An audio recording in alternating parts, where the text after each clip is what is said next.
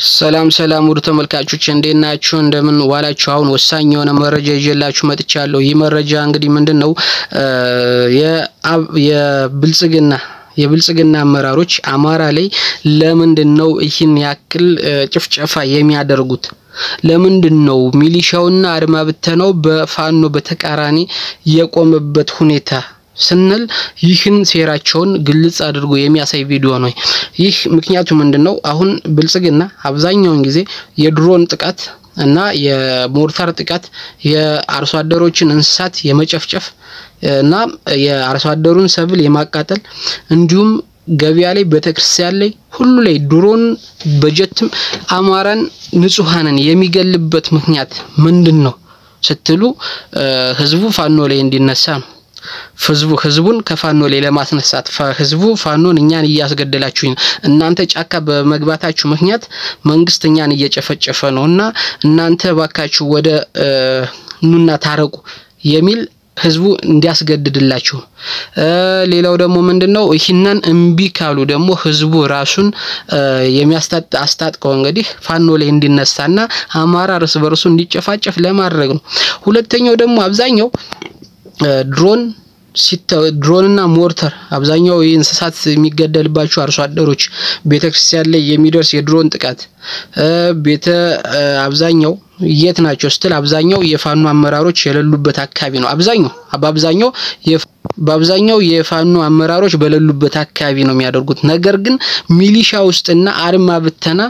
ቤተሰብ ባሉበት የሚሊሻና የአድማ ብተና አብዛኛው አባላት ባሉበት አካባቢ ነው ይሄንን የሚያደርጉት ለምንድነው ፋኖ አለ እዚህ ጋር አለ ተብሎ ነው ፋኖ በሌለበት ቦታ እዚህ ጋር አለ ተብሎ የኛ ቤተሰብ ያለበትን አካባቢ እየተቆመ እዚህ ጋር ፋኖ አለ ተብሎ ነው ይሄ ጥቃት የሚፈጸመው ስለዚህ ፋኖ እዚህ ጋር ነው ብሎ መረጃ ሰጥቶ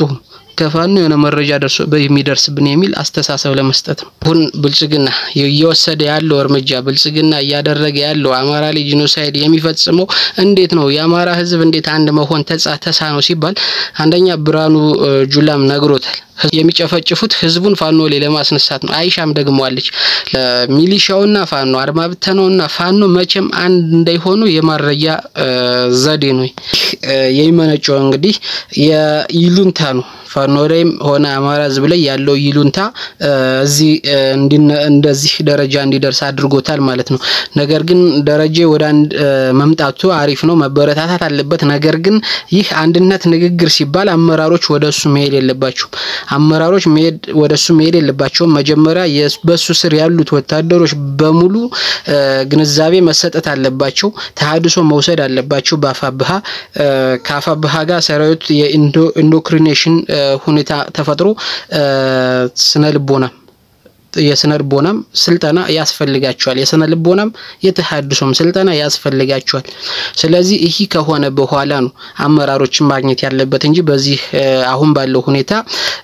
ሰለሞን አጠናም ሆነ ደረጀ በላይ ለሚያቀርቡት የአንድነት ጥያቄ አመራሮች ማግኘት የለባቸውም እነዚህን ምክንያቱም በጣም ከፍተኛ የሆነ ሴራ ተስፋ ይቆርጧል እንግዲህ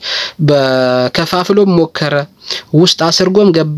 ሞከረ አልሆነለትም አሁን እንግዲህ የአማራ ህዝብ አንድነት ሚዲያ ላይ አንድነት ወደ አንድነት እንምጣ የሚል እያጮቱ ስለሆነ ይህንን ለመጠቀም ከፋፍሏቸዋል አፋዶች ከሁለት አንድነት ፈላጊና አንድነት ማይፈልግ ከፋፍሏቸዋል በርግጥ ትክክለኛሉ አሁን ሸዋ ላይ በጣም ትክክለኛዎችም የተወሰኑት ባለፈው በእነስክንድርና በእነመከተው እርምጃ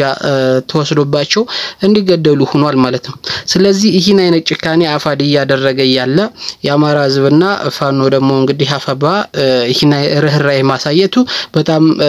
በልጥ እንዲስፋፋ ሊያደርገው ይችላል ስለዚህ አሁን ግን ነገር ግን በጎንደር የመጣው አለ በጎንደር ላይ አፋድ በጣም የመጨረሻ በሚባለው ደረጃ ነው ያለው ይህም ደግሞ በጌታ አስራደ ብቻ ነው የቀረ ደረጀ በላይና ሰለሞን አጠና ለአንድነት አንድንሆን ይያሉ እየተማጸኑ ነው ይህ ደግሞ ያበረታታል ነገር ግን አሁን በችኮላ አመራሮች እነሱ ማግኘት የለባቸው ምክንያቱም እውነተኛ ሊሆኑ ይችላሉ ነገር ግን ሴራም ሊሆን ይችላል ስለዚህ ይህን ለመጠበቅ መጀመሪያ ወታደሮቻቸውን ወደ ፋኖ መቀላቀል አለባቸው ከነሱን ከማግኘት በፊት ፋኖ አስፈላጊውን ስልጣና ለወታደሮች መስጠት አለበት ከዛ በኋላ ነው በአካል መገናኘት ያለባቸው እንደ አሁን ግን የሆነ በተወካይ በኩል ነው እነሱን አግኝቶ ማነጋገር በተወካይም ሆኖ የአፋብሃ በሚንቀሳቀስበት አካባቢ የራሳቸው መጥቶ ነው ይነት መፈጠር ያለበት እንጂ ዝም ብሎ እንትን መሆን የለበትም ጥንቃቄ ያስፈልጋል ከፍተኛ የሆነ ጥንቃቄ ያስፈልጋል በዚህ አንድነት ጉዳይ ምክንያቱም ሴራም ሊሆን ስለሚችል የመጨረሻቸው አሁን የሚጠቀሙበት ሲስተም ያላቸው ናቸው ብቻ ነች በዚህ ምክንያት የሚገናኙበትን አውቆ አሁን ባለፈው በቋራው ቃል ኪዳን በጣም አለመወቃቸው ሱዳን ኤርትራ የት መቀሌ ምናምን ያሉበት ይህ ያ ጭንቀታቸው በጭንቀታቸው ምክንያት ነው ያን ሲቀባጥሩ የነበረ ምንድነው የሚገናኙበትና የሚመክሩበትን ቦታ ባለመወቃቸው በጣም ስለተናደዱ አክቲቪስቱም የብልጽግና ባለስልጣናት ያማራ ሁለቱም የጎጃምና የጎንደር ስኳድም ማለት በጣም ስለተናደዱ ያን ሁሉ ሲዘባርቁ ነበር አሁንም